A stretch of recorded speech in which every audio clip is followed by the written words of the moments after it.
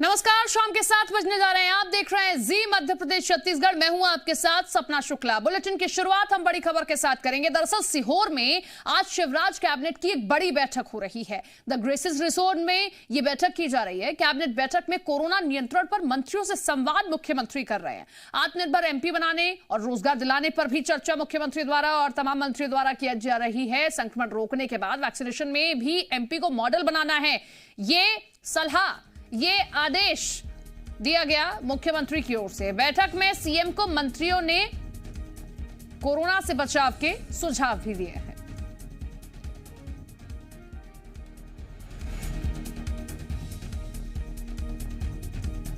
Vaccination को जन अभियान कैसे बनाएं? साधारण तरीके से नहीं, जुलाई से पर्याप्त डोजेज प्राप्त होना शुरू हो जाएंगे। हमको मध्य प्रदेश कोविड के संक्रमण को रोकने में एक मॉडल के रूप में सामने आ गया। वैक्सीनेशन में भी हम मॉडल कैसे बन जाए, इसके बारे में हमको चर्चा करनी है। तो कैबिनेट बैठक के दौरान मंत्रियों ने कोरोना महामारी समेत कई मुद्दों पर सुझाव दिए हैं मुख्यमंत्री को। शिक्षा मंत्री इंदर सिंह परमार ने स्कूली शिक्षा को लेकर अहम सुझाव दिया। उन्होंने कहा कि शिक्षा का स्तर सुधारने के लिए सीएम राइज स्कूल योजना है, जिसे जिला और ब्लॉक स्तर पर शुरू किया जाएगा। ये स्कूल सर्व सुविधा युक्त होंगे। शिक्षा के साथ खेलकूद और अन्य गतिविधियां संचालित होंगी। इन स्कूलों में शिक्षा राष्ट्रीय शिक्षा नीति पर आधारित होगी।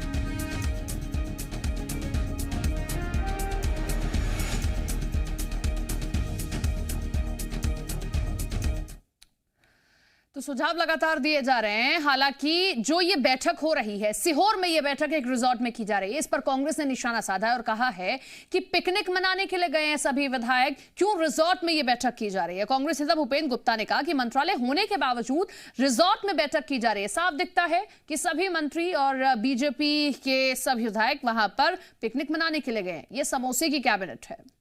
गोलियां चलानी पड़ रही हैं अपनी सुरक्षा में वन विभाग को, और वन विभाग के कर्मचारियों पर जो है मुकदमे लद गए 307 के, लेकिन आज तक जो है माफिया पर मुकदमे नहीं लदे। वो ट्रालियां छुड़ा के ले जा रहे हैं। तो कर क्या रही कैबिनेट? समोसा कैबिनेट है ये, पिकनिक मनाने गए हैं क्या? मध्य प्रदेश की जनता का पैसा इस बात के लिए है? इस बात का जवाब देना चाहिए मुख्यमंत्री जी को और उनकी सरकार को। मंत्री उषा ठाकुर का एक वीडियो वायरल हो रहा था जिसमें आदिवासियों को वो सलाह देती हुई दिखाई दे रही हैं। अब उसको लेकर छत्तीसगढ़ के मंत्री आबकारी मंत्री कवासी लखमा ने बयान दिया और आपत्ति जताई है। साथ ही साथ यहां पर भी जैस संगठन ने आपत्ति जताई। जैस के अध्यक्ष और कांग्रेस विधायक हीरालाल लावा ने सीएम शिवराज से मंत्री उषा ठाकुर को बर्खास्त करने तक की मांग कर दी है। उन्होंने मंत्री उषा ठाकुर पर कार्रवाई न होने पर आंदोलन तक की चेतावनी दे दी है। आपको बता दें कि वीडियो वायरल हो रहा था मंत्री उषा ठाकुर का, जिसमें आदिवासियों की शिकायत पर मंत्री उषा ठाकुर कहती सुनाई दी है कि ऐसी विचित्र जगह आकर आखिर बसे क्यों।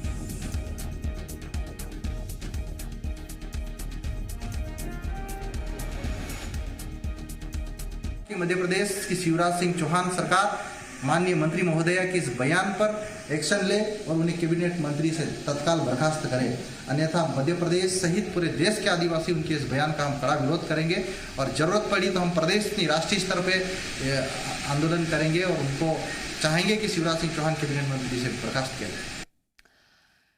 क्लब हाउस चैट को लेकर दिग्विजय सिंह लगातार बीजेपी के निशाने पर हैं। एमपी में कैबिनेट मंत्री विश्वास सारंग ने दिग्विजय सिंह पर तीखा हमला बोलते हुए इन्हें गद्दार तक कह दिया है। उन्होंने कहा कि इस मामले में कांग्रेस को स्पष्टीकरण देना चाहिए, नहीं तो इसे ही कांग्रेस का आधिकारिक बयान मान लिया जाएगा। विश्वास सारंग ने आरोप लगाया कि कश्मीर को भारत से अलग करने के लिए पूर्व पीएम जवाहरलाल नेहरू ने आर्टिकल 370 लगाया था। उनके समय से ही कांग्रेस नेता देश में अराजकता फैला रहे हैं। विश्वास सारंग ने कांग्रेस नेताओं पर चीन और पाकिस्तान के एजेंडे पर चलने का भी आरोप लगाते हुए कहा कि देश लोकतांत्रिक आधार पर चलता है। ये देश नेहरू परिवार के साम्राज्यवाद का देश नहीं है। इस दौरान विश्वास सारंग ने पीएम मोदी, गृह मंत्री अमित शाह की तारीफ भी की है।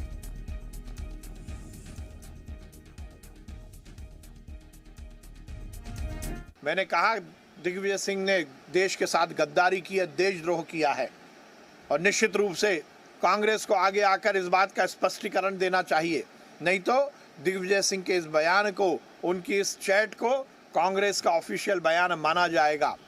मैं दिग्विजय सिंह और कांग्रेस के और नेताओं को खुली चेतावनी देता हूं कि इस तरह यदि देश को तोड़ने का काम वो करेंगे तो देश की जनता उन्हें माफ नहीं करेगी। प्रदेश में नर्सिंग स्टाफ का प्रदर्शन अब बढ़ने लगा है। राजधानी भोपाल के सुल्तानिया जनाना अस्पताल में नर्सों ने आज ताली थाली बजाकर प्रदर्शन किया है। नर्सिंग स्टाफ ने कहा कि सरकार उनकी मांग नहीं सुन रही है और इसीलिए वो थाली बजाकर सरकार तक अपनी आवाज पहुंचा रही हैं। नर्सिंग स्टाफ ने मांगे नहीं माने जाने पर 22 जून से सामूहिक अवकाश और 25 जून से अनिश्चितकालीन हड़ताल पर जाने का फैसला किया है। प्रदेश के करीब 25,000 नर्स ग्रेड 2 का दर्जा देने और नर्स स्टाफ की जगह नर्सिंग ऑफिसर पदनाम बदलने की मांग कर रहे हैं।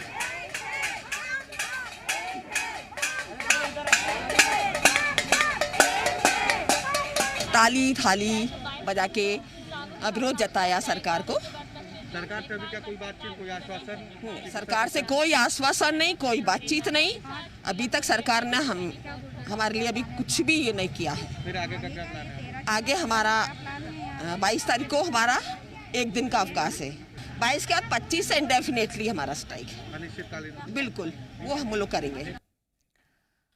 तो मध्य प्रदेश में नर्स एसोसिएशन की हड़ताल शुरू हो गई है। जबलपुर के नेताजी सुभाष चंद्र मेडिकल कॉलेज में नर्सों ने 4 घंटे के लिए इमरजेंसी सेवा को बंद कर दिया। कोविड वार्ड के अलावा भी सभी काम बंद कर दिए गए।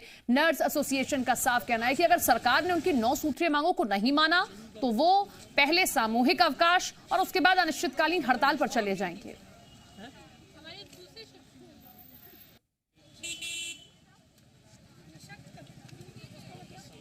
इन्हें ना सुनाई दे रहा है ना दिखाई दे रहा है।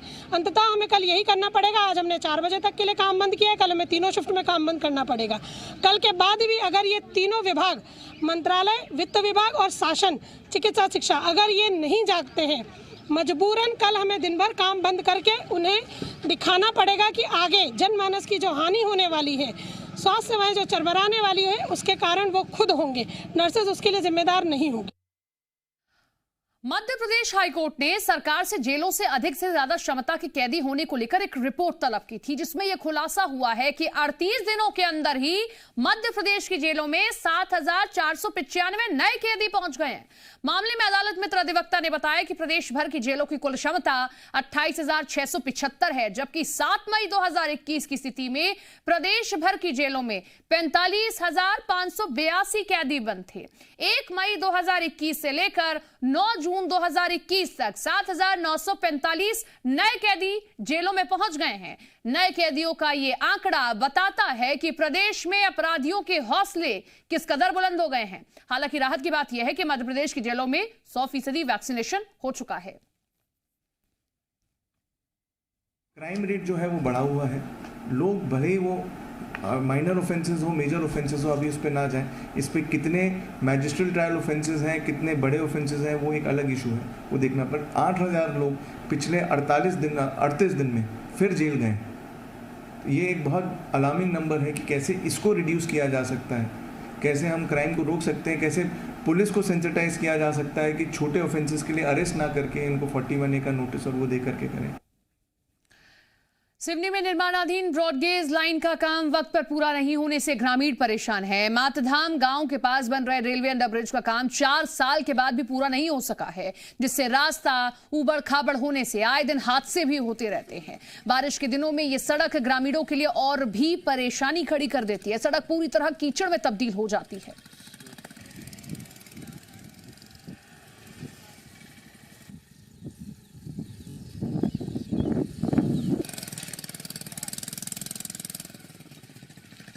यही परेशानी है साहब, जाने आने में सब लोग बाग गिरते हैं, पड़ते हैं, फिर डॉक्टर के यहाँ आते हैं, यहाँ इलाज करवाते हैं। तो हम राशन सहित हम वहाँ पर ब्रिज पे गिर गए।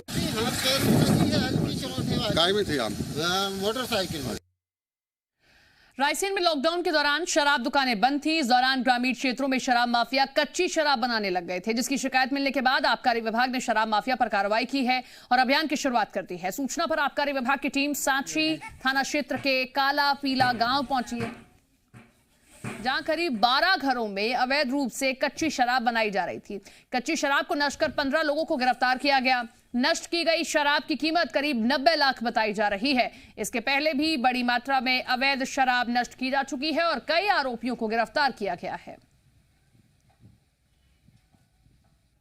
काफी मात्रा में लगभग 220 ड्रम महुआ लहान और लगभग 36 लीटर हाथ भट्टी मदिरा वहां से हम लोगों ने बरामद की।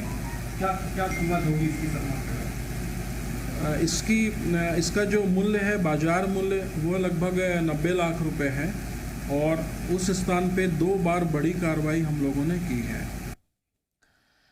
छतरपुर के महाराजपुर तहसील के टटम गांव में मारपीट का वीडियो सोशल मीडिया पर तेजी से वायरल हो रहा है। सीमेंट कचरा खाली कराने को लेकर 2 पक्षों में विवाद हो गया, जिसके बाद जमकर लाठी डंडे चले हैं, जिसमें करीब 6 लोग घायल हो गए हैं।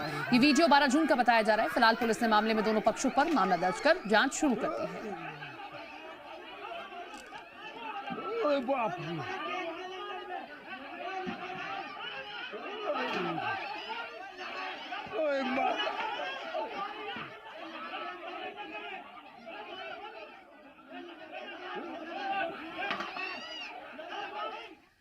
इंदौर के कनाडिया रोड पर पीडीएस दुकान संचालक की दबंगई देखने को मिली है। दुकान पर भीड़ का विरोध करने वाले पड़ोसी 2 दुकान संचालक ने बुरी तरह पीट दिया है। दरअसल कनाडिया रोड की पीडीएस दुकान पर भीड़ लगती थी, जिसका विरोध करने पर पड़ोसी को दुकान संचालक ने पीटा है, मारपीट की है। दबंग दुकानदार ने पड़ोसी को मारने के लिए पत्थर भी उठा लिया, लेकिन मौजूद लोगों ने मामले में बीच बचाव किया। थोड़ी ही देर बाद पुलिस मौके पर पहुंची है, मामले को शांत कराया।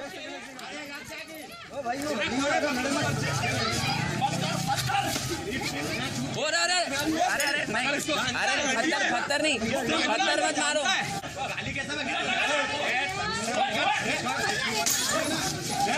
अरे मारना मत। कोरोना संक्रमण के चलते पिछले 68 दिनों से बंद ओमकारेश्वर मंदिर कल से अनलॉक होगा। कल से श्रद्धालु मंदिर में प्रवेश कर सकेंगे, लेकिन अभी उन्हें श्रद्धालुओं को एंट्री मिलेगी जिन्होंने कोरोना का वैक्सीन लिया है और 1 डोज लगवा लिया है। श्रद्धालुओं को मंदिर में प्रवेश के लिए कोरोना वैक्सीनेशन का सर्टिफिकेट दिखाना अनिवार्य होगा। ओमकारेश्वर मंदिर के खुलने से मंदिर के पुजारी, मंदिर परिसर के आसपास कारोबार करने वाले व्यापारी, छोटे दुकानदार बेहद खुश हैं। मंदिर खुलने से उनका व्यापार फिर शुरू होगा, उनकी जिंदगी भी पटरी पर लौटेगी।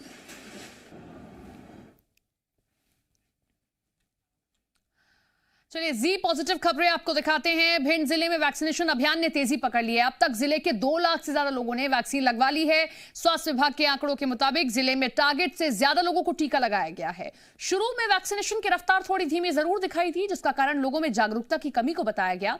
अब 18 से 44 साल के युवा वैक्सीनेशन सेंटर पर पहुंच रहे हैं, लेकिन उससे ज्यादा उम्र के लोग थोड़ा कतरा रहे हैं, जिन्हें वैक्सीनेशन सेंटर तक लाने के लिए जागरूकता अभियान चलाया जा रहा है। सीएमएचओ के मुताबिक टीकाकरण में तेजी वैक्सीनेशन सेंटर बढ़ाए जाने के बाद आई है। अभी जिले में करीब 25 सेंटर हैं, जिन पर हर दिन 4000 लोगों को वैक्सीन लगाने का टारगेट शासन की ओर से रखा गया है, लेकिन हर दिन ये 100 से 125% लोगों को वैक्सीन लग रही है, यानी लक्ष्य से ज्यादा लोग टीका लगवा रहे हैं। अब तक जिले में 2,28,090 लोगों ने वैक्सीन लगवाई है, जिसमें से 28,682 लोगों को दोनों डोज लग गई हैं।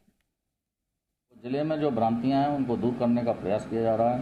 हमारे जनप्रतिनिधियों का बहुत सहयोग है। विलेज क्राइसिस मैनेजमेंट कमेटी के जो सदस्य हैं उनका बहुत सहयोग है, क्योंकि समाज की जागरूकता के बिना वैक्सीनेशन के कार्य को सफल बनाना असंभव है। इसलिए उनके सहयोग से हम इस कार्यक्रम में गति ला रहे हैं और हम सफल भी हैं। तो एक तरफ जहां कुछ लोग महामारी के वक्त सोशल डिस्टेंसिंग का पालन करते नहीं दिखते हैं और अनलॉक होते ही भीड़ लगाना शुरू कर देते हैं, वहीं बड़वानी में एक तरफ हर तरह की तस्वीरें सामने आई हैं जो वैक्सीन अभियान के लिए एक पॉजिटिव रिस्पांस देती हैं। दरअसल यहां के पलसूद वैक्सीनेशन सेंटर में सोशल डिस्टेंसिंग का सही तरीके से पालन ना हो और भीड़ इकट्ठी ना हो, इसलिए लोगों ने जमीन पर आधार कार्ड रखकर लाइन लगाई और फिर अपनी बारी आने पर वैक्सीनेशन कराया है।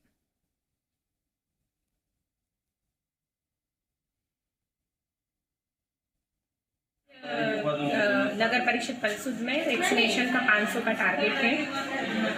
कितने लोगों को लग चुका है? अभी लगभग 120 लोगों का रजिस्ट्रेशन हो चुका है। मैम, लोग आपने आधार कार्ड लाइन में लगाए, क्या कारण है? ये कोरोना की जो वैक्सीन लग रही है उसके लिए हमने अपने आधार कार्ड की लाइन लगा रखी है, क्योंकि इससे एक दूसरे के संपर्क में भी नहीं आएंगे और सोशल डिस्टेंसिंग का पालन भी हो सकेगा। आपको लग गया डोज? हाँ, मैं अब थोड़ी देर बाद अंदर डोज लगवाने के लिए जाऊँगा। बुलेटिन में रुकेंगे एक छोटे से ब्रेक के लिए।